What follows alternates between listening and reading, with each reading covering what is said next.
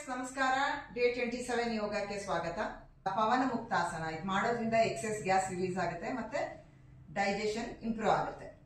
ನಿಧಾನವಾಗಿ ಈ ತರ ನಿಮ್ಮ ಬೆನ್ನಿನ ಮೇಲೆ ಮಲ್ಕೊಳ್ಳಿ.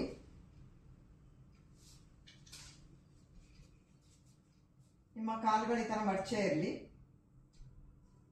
ಈ ತರ ಲಿಫ್ಟ್ ಮಾಡಿ ಹೊಟ್ಟೆ ಮೇಲೆ ಈ ತರ ಫಿಂಗರ್ಸ್ನ ಇಂಟರ್ಲಾಕ್ ಮಾಡ್ಕೊಂಡು ಪ್ರೆಸ್ ಮಾಡಿ. ಉಸಿರು ಬಿಡ್ತಾ ಎಷ್ಟಾಗುತ್ತೋ ಅಷ್ಟು ಪ್ರೆಸ್ ಮಾಡಿ.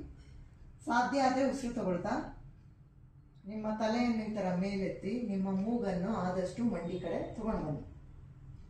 ಇದೇ ರೀತಿ 20 to 30 ಸೆಕೆಂಡ್ಸ್ ಇರಿ.